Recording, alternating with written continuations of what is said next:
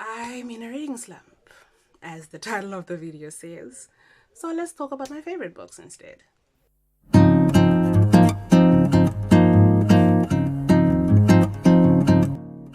What's up and welcome back to 2am Reads with Sibu. I am Sibu and today we're going to talk about my favorite books. So, I have been trying to start and read books, but inspiration has not been hitting. I've not been finding books that I really am interested in finishing, basically. So I decided, instead of having nothing to show for you, let me just talk about my favorite books, because that is something that I have not spoken about on this channel.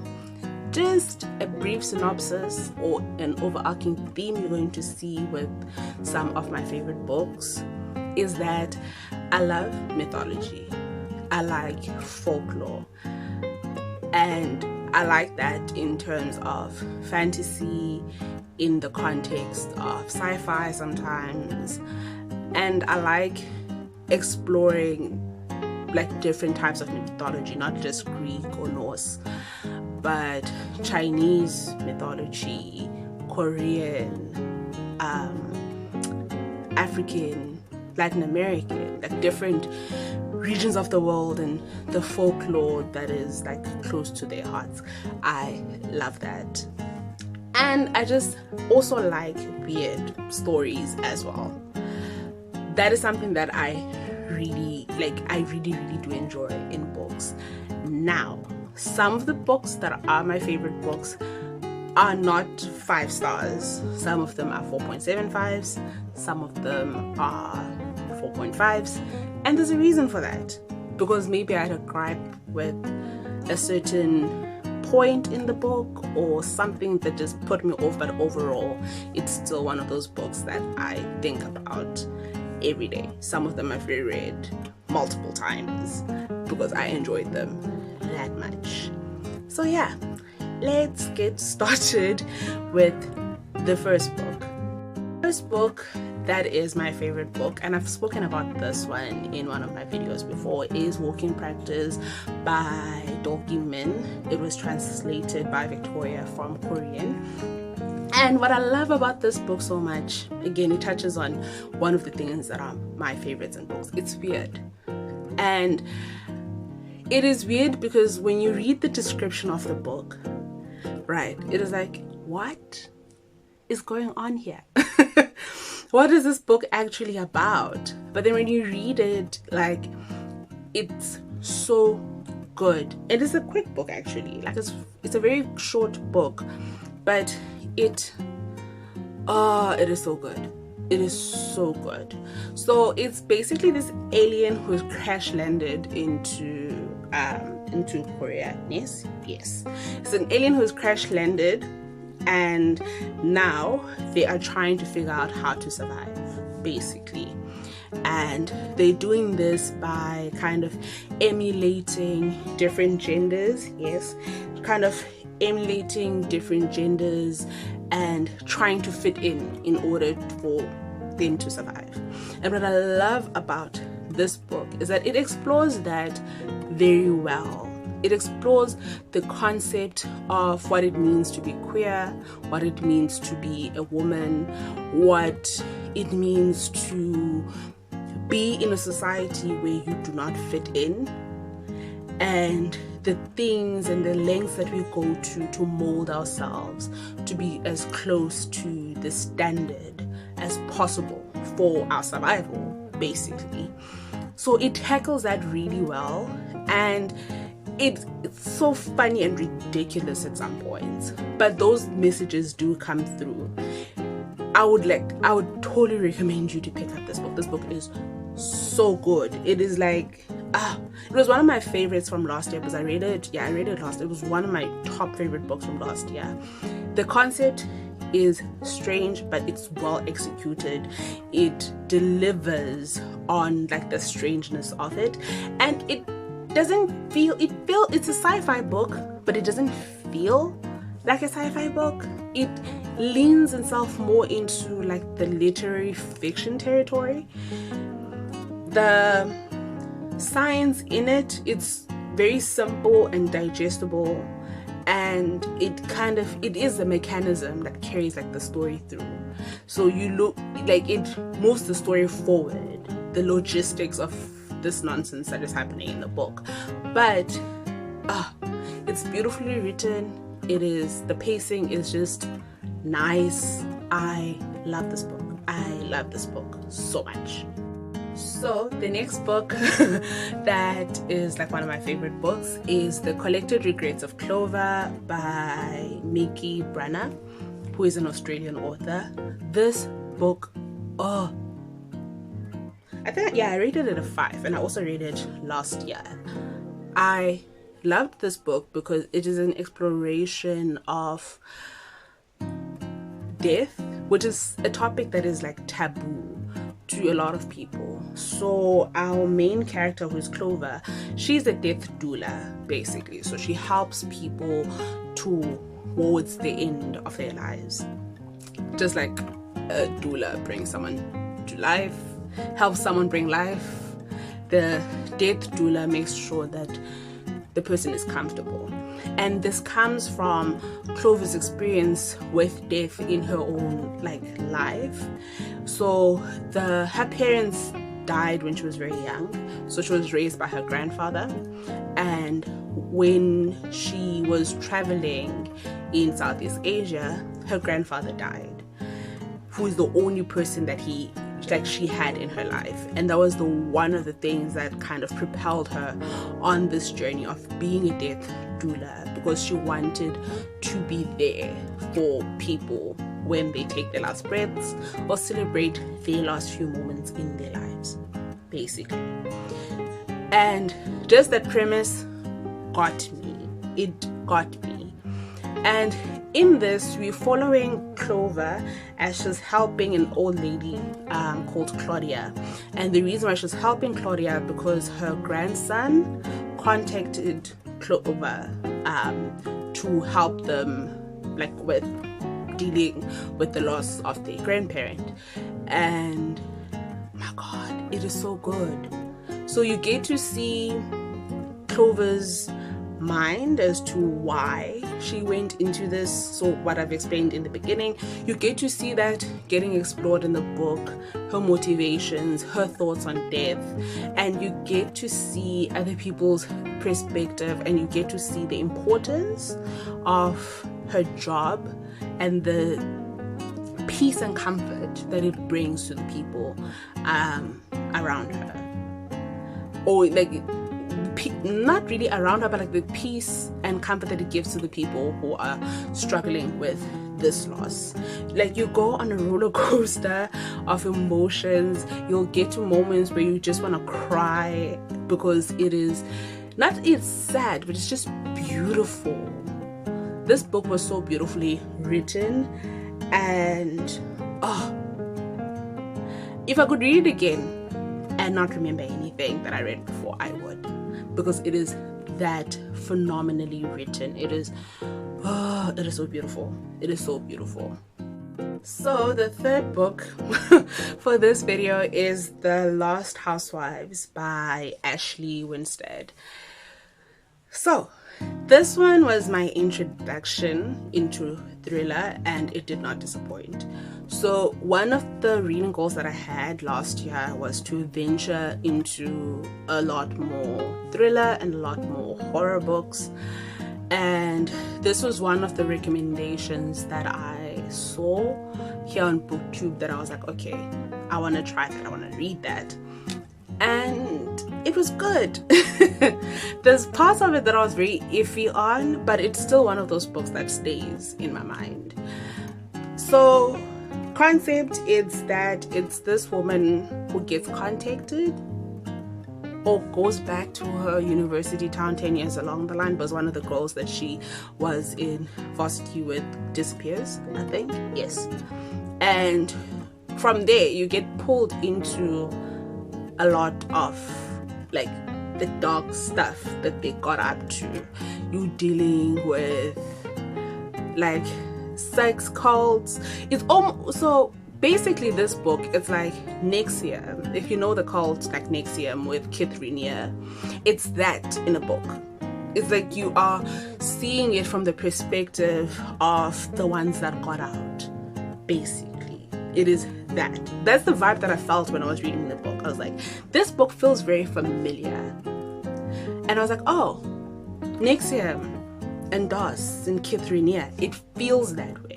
But even with that and knowing that story, it is still really good and it's still well written. The pacing is just wow. Okay, it starts off slow and then it just picks up and then there's a lot happening. There's a lot of like stomach wrenching moments where you're like, wow, ooh. Ooh, ooh, ooh, ooh, ooh. Like moments like that are there.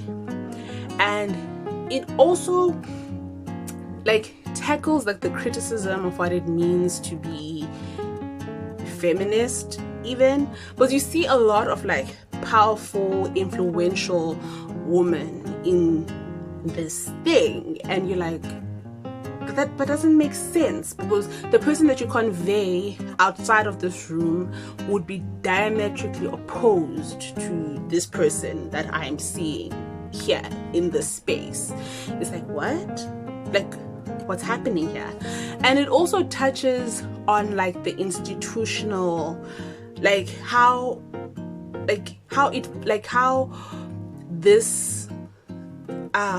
these things go unchecked, specifically in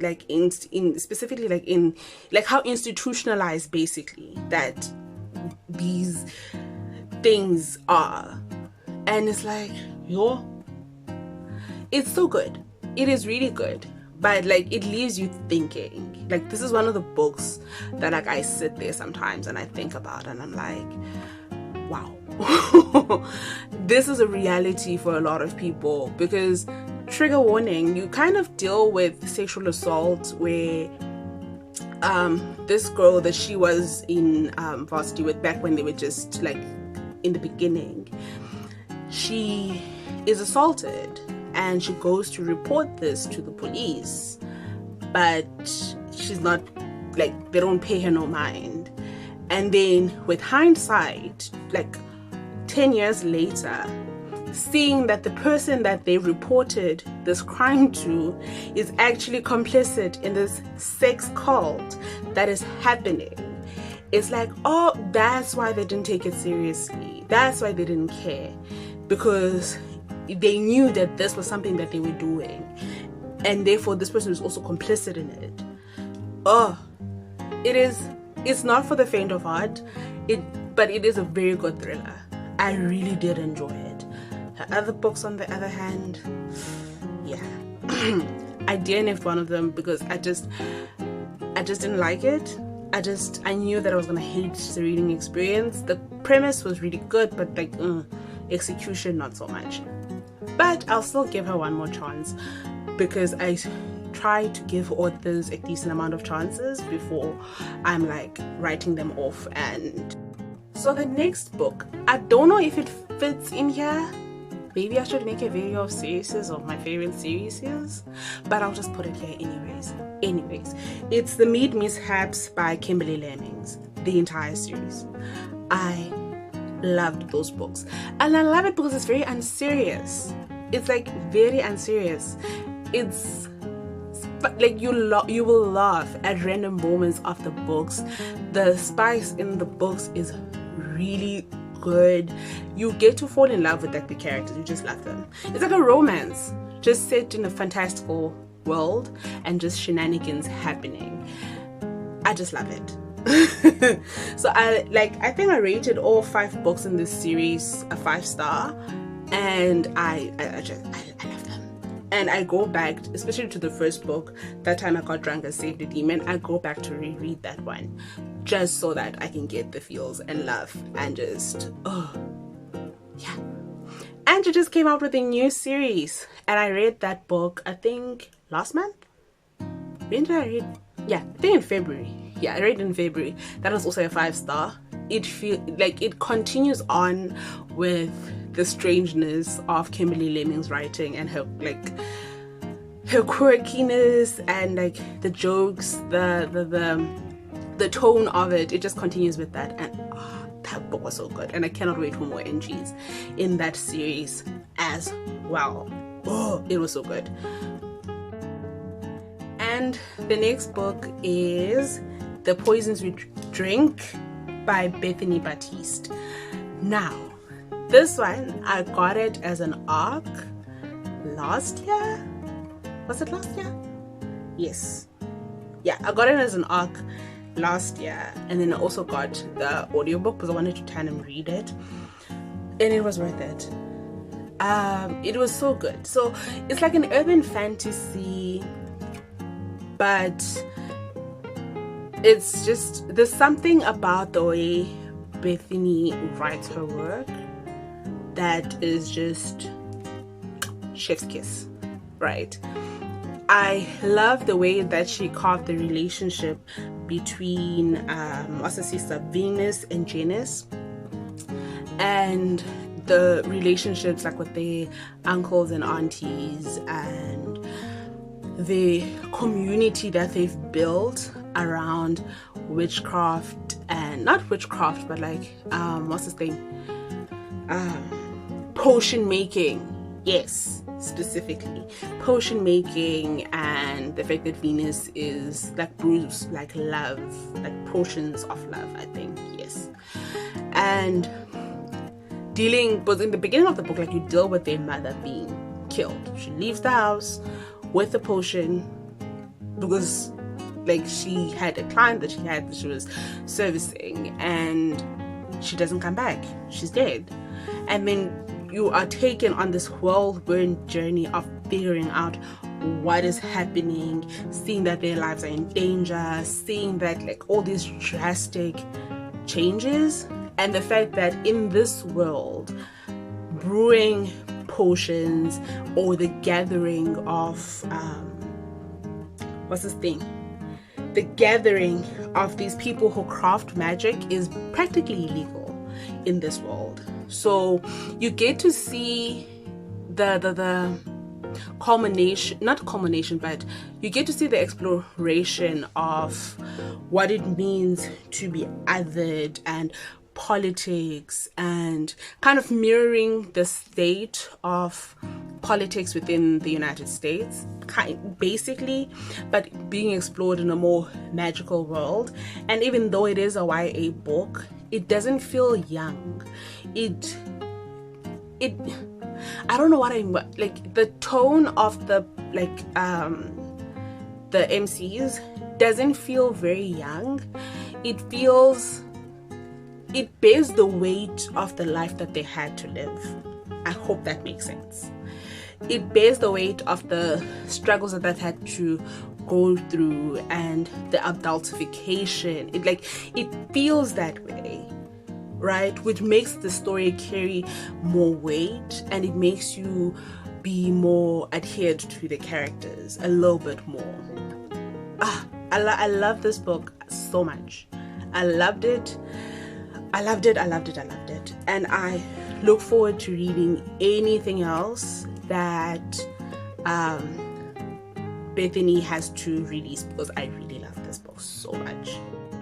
I think this one is going to be the last one because I have like way more books. I feel like I've been speaking forever. So the last one is To Shape a Dragon's Breath. This book. And the funny thing about this one is that I almost DNF'd it. Almost. Because in the beginning of it, it felt like it was dragging. Felt like not a lot was going on. But I was like, let me just stick it out. I want to read it. I want to see what is going on. And my God. When I read this book, I was like, by the end, I went on Go. I was like, when is the second installment coming in this book? And it was released back in 2023. And I was like, I need and I saw that it was a series. I'm like, I need a second book in this series.